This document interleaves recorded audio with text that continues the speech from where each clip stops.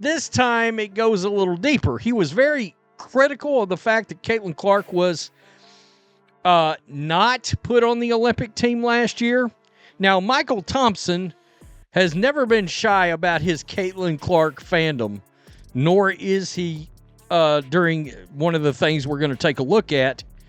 But and her being snubbed, now in case you're like, Mychal Thompson, why does that seem familiar? Well, if you're an old guy like me, you watched him play, all right? He's Klay Thompson's father. NBA champion Mychal Thompson was literally starstruck when he met Caitlin Clark. This is a guy who played with Magic Johnson and watched his son Klay become one of the greatest shooters ever, yet he's in awe of a WNBA rookie. Meanwhile, ESPN's Monica McNutt keeps trying to tear Clark down, claiming her popularity is just because she's a white girl from the middle of America. Why would Thompson, with his decades of basketball experience, be so impressed while McNutt keeps finding ways to discredit Clark's talent? The answer reveals everything about what's really happening here. Before we move on, I'd like to ask you a small favor. If you appreciate this content, please take a second to like this video and subscribe to the channel. Over 98% of you watch the videos without subscribing. It costs you nothing, but it makes a huge difference to us. So, did you click the subscribe button? Great. Thank you so much. Now, back to the video. But he went a little further, and this time he crushed the haters in the WNBA, the actual players. He's a big Caitlin Clark fan. But not only did he praise Caitlin Clark in this interview with Outkick, he's actually come up with a nice little acronym for them. And it's a lot of the things, it resonates with a lot of the things that we say on this very channel. When an NBA champion who played with Magic Johnson says he's starstruck by a WNBA rookie, we need to pay attention. This isn't just some random former player sharing hot takes on social media. We're talking about Mychal Thompson, a guy who battled against the greatest players of his era and won championships with the legendary Showtime Lakers. This is someone who's seen basketball excellence up close for decades, and his son Klay, only one of the greatest shooters the game has ever seen. How about that? My favorite basketball player outside of Klay was right there in front of me. There she was, and I said, no, I can't do it. But getting back to your question, you're right. That's what I remember most about Indiana. Caitlin Clark was right there next to me. Damn near half the crowd would cheer when they scored. Is this everywhere? I don't care. When I was in Indy, I didn't care about that. The only thing I remember about Indy is when I was leaving Cambridge Arena in a loading dock, Caitlin Clark walked right by me, and I froze. I didn't say hello to her. Okay, so his favorite basketball player outside of his son is Caitlin Clark. He was afraid to talk to her. I mean, #1 overall draft pick in 1978. So when Thompson says he's impressed by Caitlin Clark, it carries serious weight. What's really fascinating is how Thompson broke down exactly what makes Clark special. He didn't just give generic praise, he made a specific, detailed comparison that basketball fans immediately understand. Thompson said, "I recognized how different she was. She played the game like Steph Curry." Think about that for a second. He's comparing a WNBA rookie to possibly the most revolutionary player in modern NBA history. That's not Thompson being nice. That's him identifying a genuine basketball unicorn. You know what's really telling about Thompson's assessment?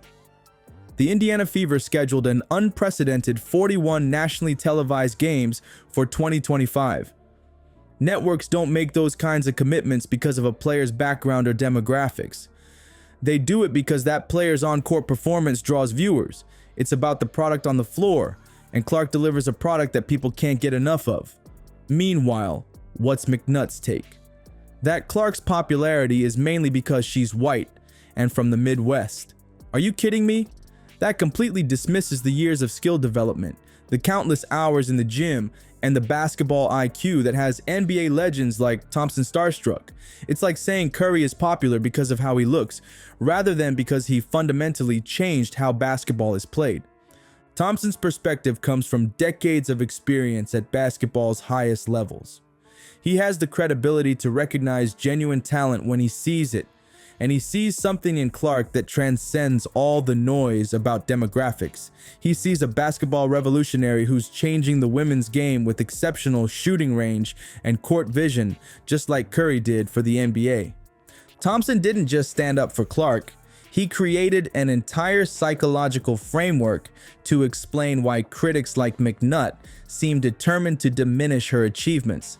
His Jeep theory breaks down the 4 hidden motivations behind the criticism: jealousy, envy, egos, and pettiness. This isn't just some random theory. It perfectly captures why certain analysts would rather talk about Clark's demographics than her devastating step-back 3. Think about what happened when McNutt called Clark's popularity the result of being a white girl from the middle of America. That statement doesn't just ignore Clark's basketball brilliance, it completely erases the thousands of hours she spent perfecting her game. Instead of acknowledging Clark's NCAA scoring records or those jaw-dropping logo threes, McNutt's take reduces her success to factors completely outside her control. The Jeep theory explains exactly why this happens. When someone's jealous of another person's success, it's way easier to attribute it to external factors like race or geography than to admit they earned it through extraordinary talent and hard work.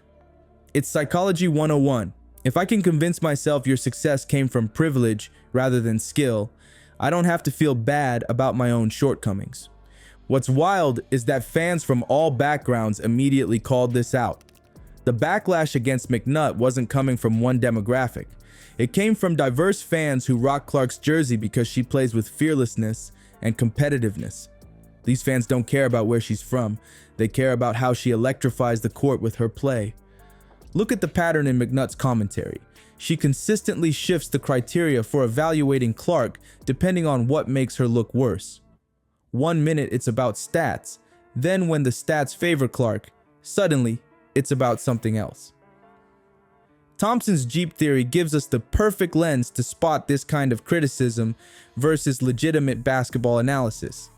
The proof is in how the Fever are handling Clark.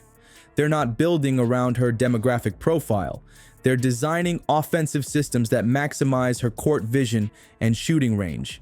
The organization recognizes what Thompson sees: a basketball savant whose skills transcend any conversation about background. Looking ahead to her sophomore season, the numbers reveal something incredible about Clark's trajectory. Statistical models are predicting a massive leap forward as the game mentally slows down for her. We're talking improved efficiency metrics across the board, better assist-to-turnover ratio, higher shooting percentages, and sharper defensive awareness. And that's terrifying for the rest of the league.